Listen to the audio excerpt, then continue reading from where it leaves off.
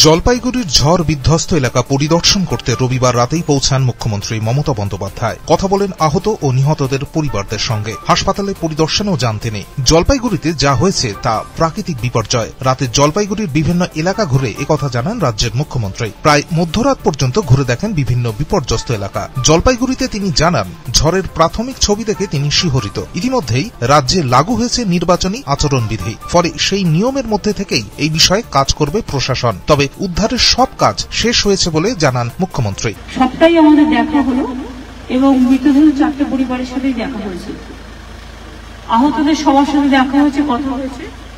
আমি আবার বলি, প্রশাসনের ভূমিকা অত্যন্ত প্রশংসনীয়।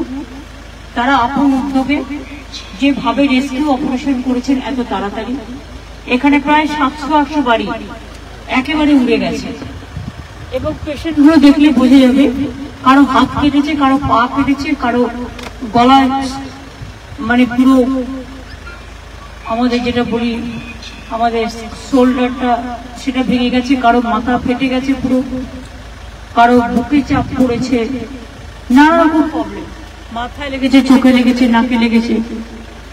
মোটামুটি পেশেন্টরা স্টেবল আছে একজন ছাড়া, আর 3টে পেশেন্টকে আমরা পাঠিয়েছি এখান থেকে। সেটা একটা নেউটিয়া হসপিটালে গৌতম পাঠিয়েছে, আর 2টো পাঠিয়েছে নর্থ বেঙ্গল ডক্টর মলয় চক্রবর্তী ক্লিনিকে পাঠিয়েছে। ব্যুরো রিপোর্ট, পূবের কলম ডিজিটাল।